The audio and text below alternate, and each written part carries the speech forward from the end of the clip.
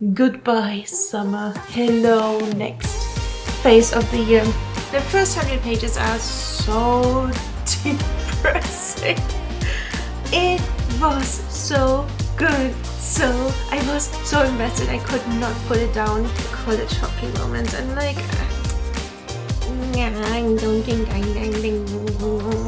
hello everyone, and welcome back to another week of reading. Read of Weeking.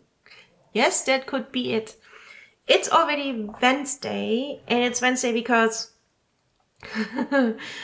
Monday and Tuesday were just too hot to do anything, let alone sit looking unsweaty in front of a camera. So, there you go. So, while it was too hot to do anything else, reading was in there, and there was actually a lot of reading in there. And I'm continuing the whole romance streak that I had from last week. I don't know why, but right now I kind of like it's very feely and it very touching, and I kind of like it right now. So my mood is all on romances. I started the week off with 2 hockey romances. One is Offside by Avery Keelan. I got it on KU, and it's one of those college hockey romances. And I think I'm a little bit over it because the next one was also a college hockey romance, and like, I don't think so this one was over 500 pages long, and I kid you not, it was very smutty, and if we would have left the smut off, it would only be 250 maybe. The whole plot could have been under 300 pages. I like it at every turn, any excuse, they were like 5 to 6 pages of smut. So I skipped. At the end, I just skipped those. They were just, it was repetitive. Like, it was the, sexual finding of a 20-year-old. Like, it was not very exciting. At least not for me. Like, I was not, no, no. I did finish it. I didn't DNF it because I'm so bad at DNFing. I should have. Like, I was so uninterested and uninvested by the end in their love story that I was just like, oh yeah, whatever, and I just kept reading. So this is a definitely under 3-star rating. I would say maybe 2.5. Because it got so boring. Like, smut was boring, love story got boring, everything was just boring. And then I thought, okay, I cannot leave my newfound love of hockey romances so unsatisfied. So I went ahead and read The Mistake by L. Kennedy. Thank God it was under 300 pages.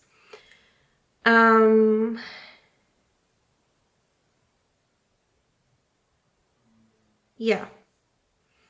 It is, I think, part of a sort of series, off-campus series. That's book 2. The first one is, I don't even know. I don't even remember. I did read it though. So this one was fine. It was cute. 3.5. Not much to say about the plot, to be honest. Again, it was like a college themed plot. However, it had the characters had a little bit more meat to them. They were not just flat without any depth. So I give that a 3.5. Okay to read for in between. It has not many pages, so go ahead, you can. You won't waste your time. I feel like the other one. And then I just finished Just for the Summer by Abby Jimenez, I think she's pronounced, and it was so good. So I was so invested. I could not put it down. Yesterday, like I went to bed like super early and could not put it down. I just finished it. I'm in the middle of the work week and I'm basically vlogging because I have a few very uncomfortable calls to do and I really don't want to do them. So instead of not prepping for the calls, I'll prep later. It's fine. I have time, but anyway, just for the summer, the premise is, uh, the subreddit, am I the asshole? So that's with that. So the main character, is posting in there, and basically describes that he is like a good luck charm, to his ex-girl or ex-dating girlfriends, whatever you want to call them, because after him they always find the one. And this post is going viral, and the main female character kind of get it shown because she is also a good luck charm, for her ex-boyfriends. They find D1 or ex-dating partners, however you want to call them. They always find D1 after her. So they get together and say, hey, how about we date and do the thing and then break up, and so we find the one after us because they cancel each other out, or they uh, and the rest is history. Like, of course, they're gonna be the one for each other. We don't even have to. That's not a spoiler, but the way of them getting together is actually pretty heartbreaking because they both come with baggage, and the baggage is not insignificant. And reading along their journey was really nice, really nice, and the way PTSD is handled and other heavy topics, I think is very mature and responsible. Because, and I don't want to go into PTSD per se, but like the way you read it, it wasn't it wasn't taken out of context. It wasn't just a tool. It wasn't minimized nor blown in out of proportions, because sometimes mental health topics in books, and that's fine, are being used as a tool to an end, which is here too, but the way it was done was pretty responsible. That's what I'm saying. Also, again, very mature, very wholesome in the end. I'm reading too many dark romances. I swear, like, I'm so used to this abusive behavior sometimes. I'm like, oh, that's wholesome. That is an option to, communicate, see the partner as a, equal to you person and all that stuff. It's very refreshing. Anyway, I'm on my romance trip, and I think I'm gonna stay on it. I still have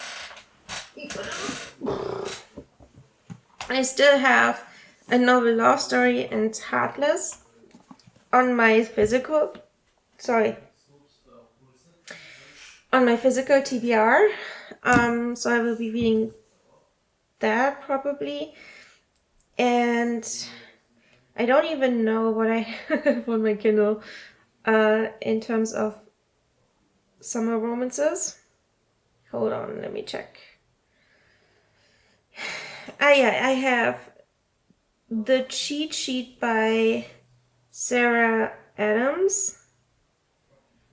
I think that looks like football on the cover. And I have The Rule Book by Sarah Adams as well. And it looks like football as well. So I have those, which is not per se a summer romance, but it is a romance. So it's a sport romance, and apparently I like those. I also have the Body Check by Al Kennedy, and I have, and I'm not sure I want to read that after so much wholesomeness. I have the Packing Wrong Number by Sia Jane, which I know is a dark romance. I'm not sure I want to read that one though. So I'm gonna follow that trend of reading summery romances. I was like, I wanted to get Funny Story by Emily Henry as well, but I think I should also put now Abby Jimenez on the list of like, read those books because they're so wholesome. And but see, the thing is, they can be like, my conclusion is there can be depth and emotions, like deep emotions in just normal romances without them being dark or anything like that, without the obvious not so good behavior. So we'll see. Like, I don't know yet if I'm gonna be reading the Packing Wrong Number. However, right now I finished a book, the third book for this week, and it's Wednesday, and I still have time tonight to start a new one. Book mail. I'm gonna open it. Maybe there's my new book for tonight in there, because I feel like I had a lot of KU this week. Ooh. Funny Story by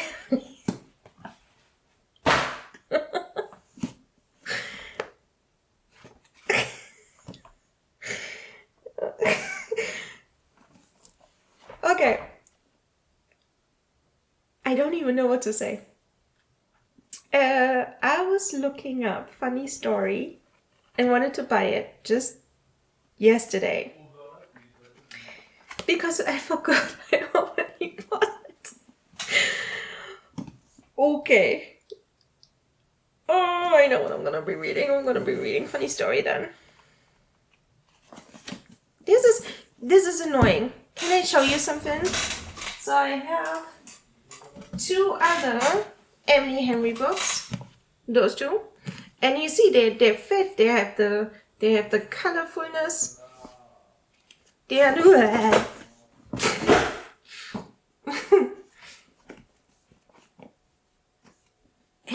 God, girl, get it together.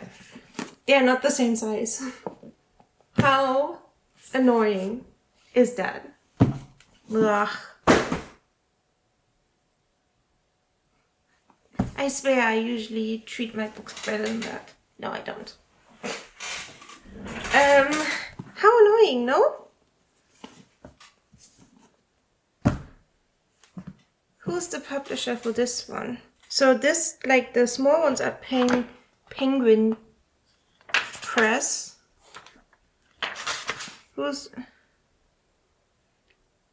It's also Penguin Books. So here it says Viking, an imprint of Penguin Books, and this just says Penguin Books. How annoying. Anyway, just yesterday I wanted to buy this physical copy,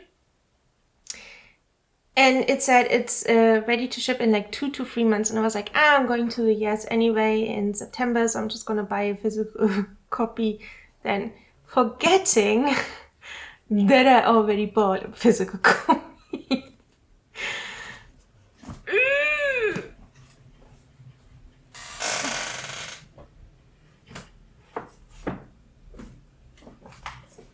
Put in the books back.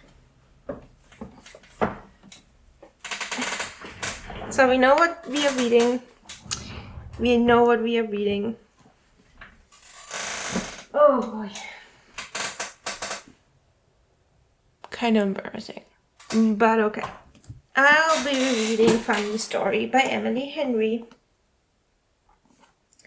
And of course I won't be checking the synopsis. Oh yeah, I said I would read you the synopsis of books I'm reviewing. See, the offside is not really worth it. The mistake is... You know what, I'm gonna do it for the Abby Jimenez one, because like, that is actually really nice. Just for the summer, there we go. So, the synopsis to Just for the Summer. To find their soulmates, all they need is 4 dates, 1 kiss, and a breakup. They make a whole like thing about planning that. Justin has a curse, and thanks to Reddit thread, it's now all over the internet. Every woman he dates goes to find their soulmate the second they break up. When a woman slides into his DMs with the same problem, they come up with a plan. They'll date each other and break up. Their curse will cancel each other out, and they'll both go on to find their love of their lives. It's a bonkers idea, and it might just work. Emma hadn't planned that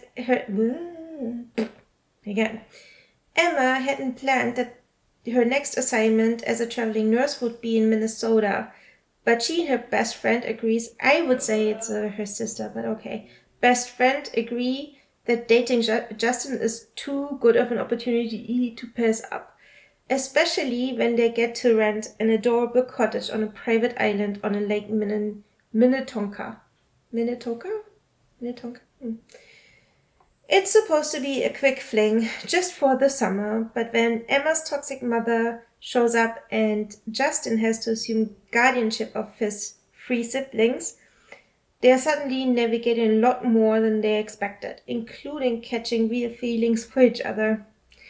What if this time fate has actually brought the perfect pair together? So it actually says more than I would have said, to be honest, but okay. This is the synopsis of Just for the Summer, and it's really worth a read if you like romances. It's really cute.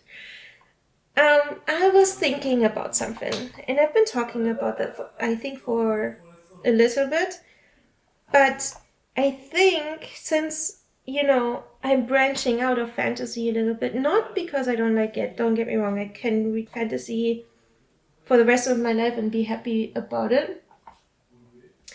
But I'm thinking I should read a thriller. And I'm thinking of asking people on Bookstagram what their favorite, break-in thriller is, like what they would recommend to someone who is not into the genre or hasn't read anything from the genre. I think I read thrillers back in the day, like when I was younger, but I couldn't tell you like a thriller I liked per se, like not one. So we'll see. Like, I'm not sure, but I did like I did like some books in the past that had thriller sort of elements. So we'll see. It could also be mystery. Mystery is also something I never really went into, and I probably would want to, because I like all the puzzling stuff and everything comes together in the end, So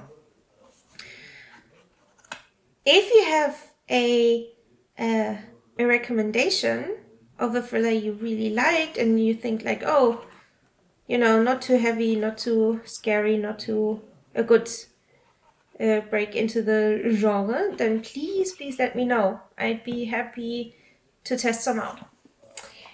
In the meantime, I go to happier places. God, that was dorky. Yeah, to happier places. Have a good one. Hello, friends, and welcome to Thursday. It's Thursday afternoon. It finally cooled down to a temperature that is humane, or at least for us bearable. It's the middle of the work day, and I have like 2 minutes to quickly film and give you an update. I did start Funny Story, and we are 200 pages in, so a little bit over 50%, I would say. And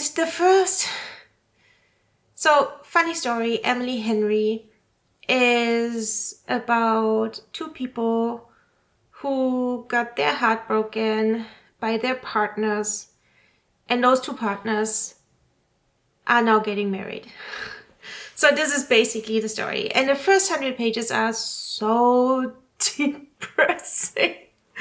Like, I really struggled through it because it was just so sad the whole time. And, you know, going through the heartbreak with them together is just like, I don't know, dude. It was so... Oh... I struggled a little bit. I love Emily Henry. I love her books. They are all very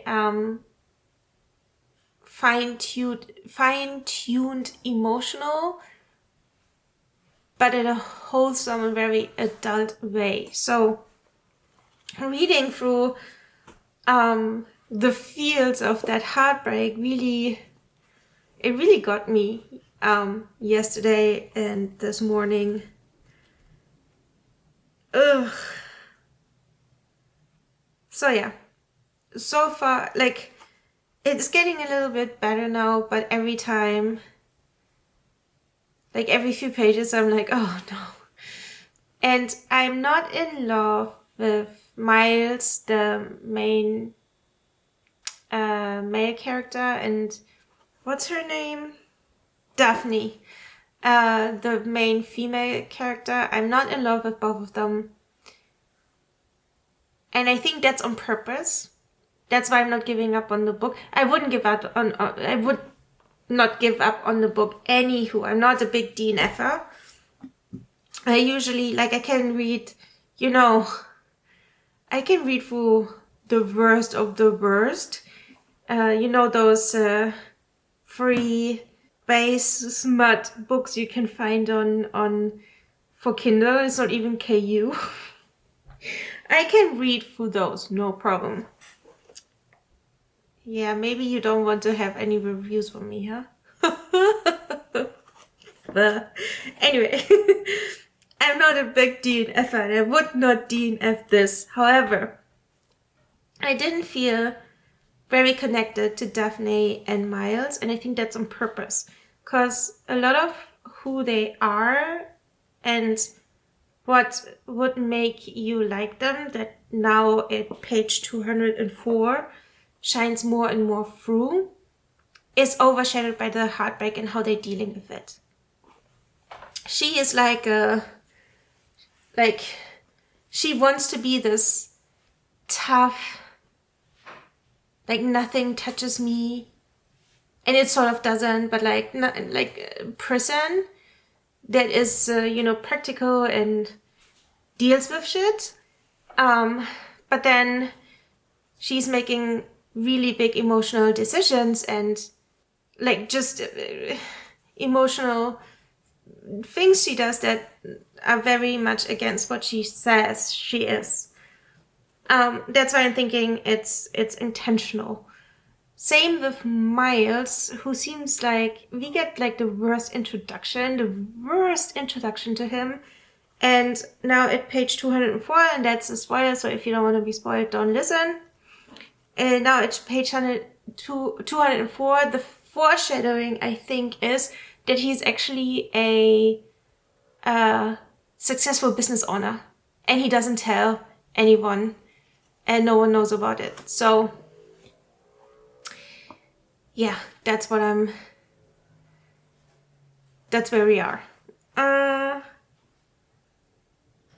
Not that I, so also what I mean with the worst introduction to Miles, and what I mean all their personalities overshadowed by the heartbreak that, you know, we meet them at first. They're, he's like, he seems like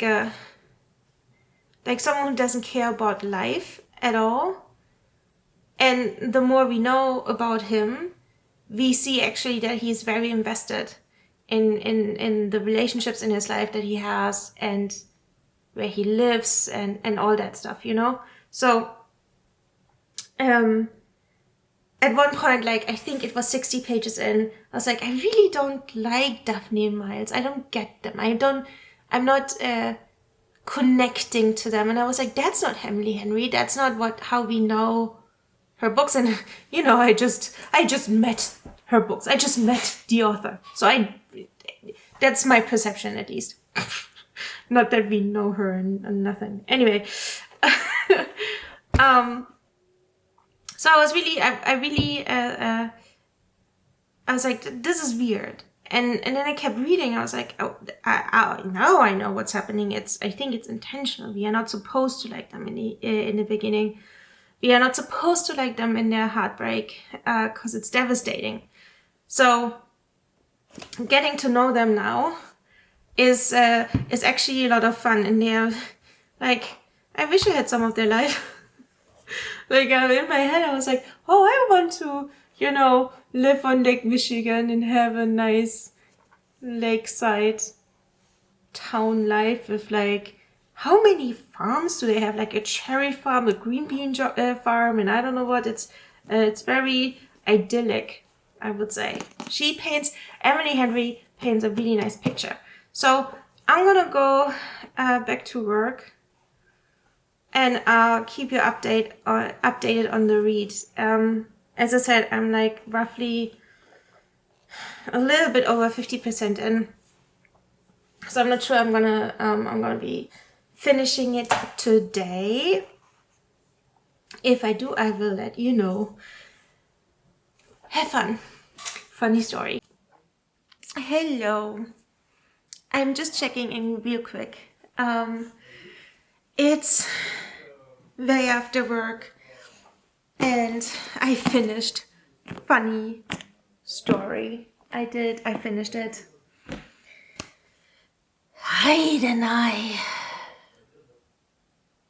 That was a very German thing to do. I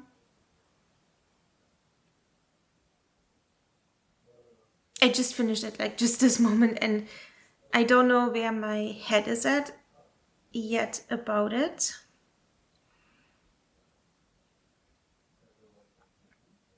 So the love story between Miles and Daphne is not the most riveting, let's put it that way. And the epilogue for me sort of completely destroys it. Not completely, but it was underwhelming. Now, as you know, we followed Daphne and Miles through a heartbreaking breakup. And they sort of like meshed together, and then through the breakup and the healing of the breakup, a lot of their issues, especially trauma from childhood, is resurfacing. Now, we see a lot of like development in Daphne. Like, she takes it seriously, and she is trying to grow from it. Like, for example, she discovered that she made herself disappear in the last relationship, and everything was about the other person, their family, their friends, their interests, and so forth.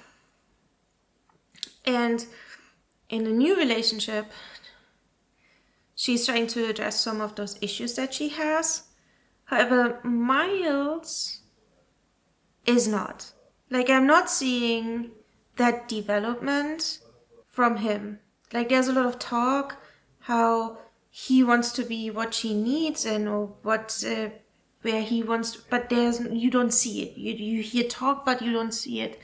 And then the epilogue is basically just, oh, we moved a year later, we moved in together, we bought a house, and we have a great group of friends that we can rely on.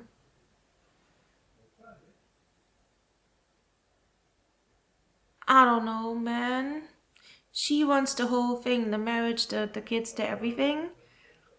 He wasn't sure about it, or like, we will get there. And the epilogue was just not giving any closure to a lot of the questions. And it was just, well, I mean, was it a good book? Yes. Was it like all the other Emily Henry books that I read so far? No, it wasn't. I mean, I was reading the last page and I already knew the end sentence, the last sentence. Because it was so obvious and was like, I grinned, but it's not what I wanted from the book or from that romance, to be honest. So, since I said I will read you the synopsis after I read the books, here's the thing. Daphne always loved the way Peter told their story. That is until it became the prologue to his actual love story with his childhood bestie, Petra, which is how Daphne ends up rooming with her total opposite. They're not so opposite. And the only person who could possibly understand her predicament, Petra's ex, Miles. As expected, it's not a match made in heaven. That is until one night, while tossing back tequilas, they form a plan. And if it involves posting deliberately misleading photos of their adventures together, well, who could blame them? But it's all just for show, of course, because there's no way Daphne would actually start her new chapter by falling in love with her ex-fiance's new fiance's ex, right? Yeah, that tripped me up a lot because it's mentioned that way a lot in the book. I feel the book didn't do justice to Miles. It did not. While they had sort of a happily ever after together, moving in, blah. Sorry, but like, it's underwhelming. He didn't get his happily ever after. He didn't get his growth. While Daphne did. So, I feel like the book didn't do Miles justice. The story didn't do Miles justice. Funny story. This is my review for this book, for right now. I will think a little bit about it, let it simmer and stew a little bit, but like, my first reaction is, it's underwhelming. It's not don't get me wrong, it's not a bad book. But you know, sometimes, sorry, sometimes when you come out of a book that high hopes, expectations, that you have high hopes for, and it turns out to be a little bit underwhelming in the end, then yeah. I will keep on reading Emily Henry. So I did read Happy Place, I did read Book Lovers, now I read Funny Story, and there are two more that I can see here, Beach Read and You and Me on Vacation. So let's find out if I get those books, because as it turns out, I don't get the books easily in English as a physical book. Like, I can get them on Kindle, which is fine, but not easily as a book. I actually don't know what to read next. Oh yeah, no, I have two physical books that I need to read them. Elsie Silver and a novel Law Story is still on my list. So I'm probably gonna pick up later one of them for bedtime, and I'll check with you with an update later. Hello, hello, hello, and welcome to Friday. Hold on, I have to bring the book. The book.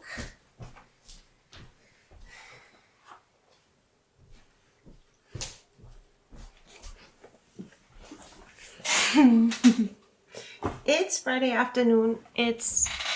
I wouldn't say it's not almost the weekend, but it's on the horizon. You can see it. It's awesome.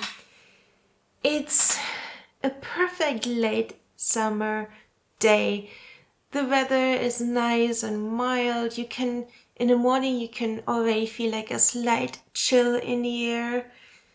Like that crispness,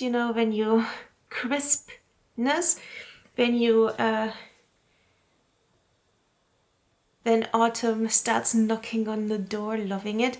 It's so funky because just this week we had some of the hottest days of the whole summer, and now everything screams Indian summer.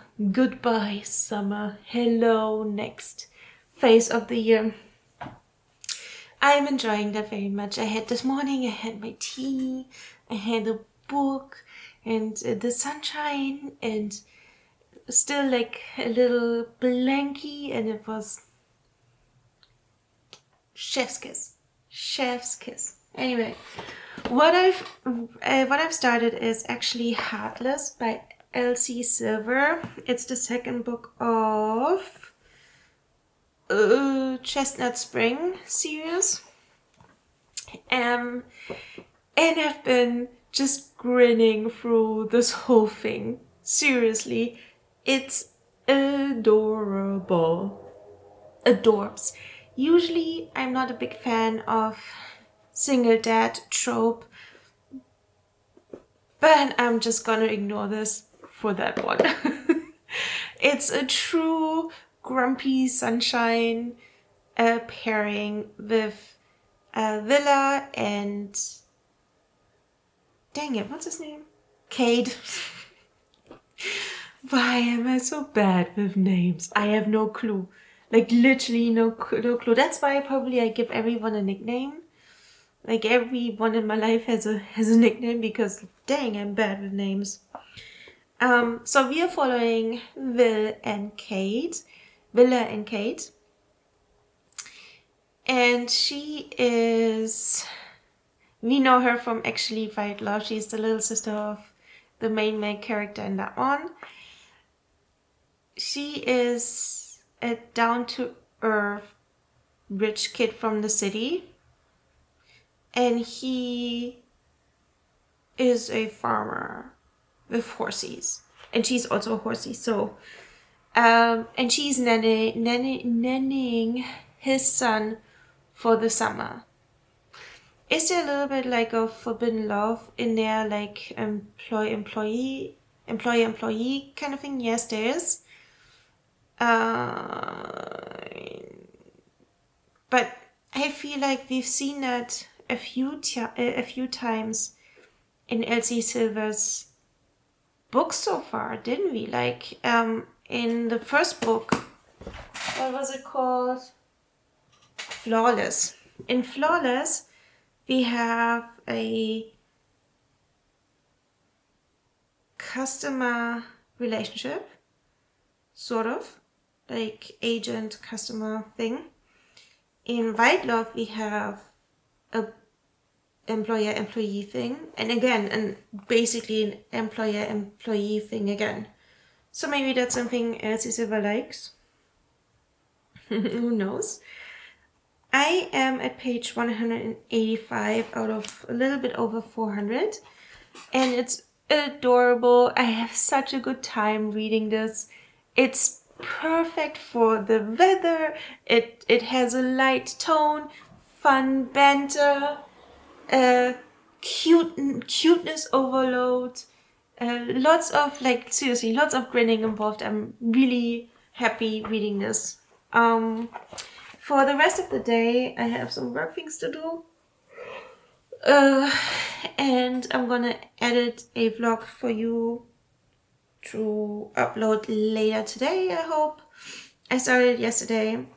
But I want to upload it around 6 p.m., maybe 7 p.m. And after that, I'm gonna have me a girls' night. I need a girls' night. I need a night with bingeable girly TV, snacky snack plate, maybe a gin and tonic, and lots of gossip. I know that sounds awful. I don't mean gossip, but a lot of, like, just girly stuff. So my husband is not very tolerant when it comes to, like, watching TV, and I mean it in the nicest way possible. We compromise and it's fine. But today I want a girly night.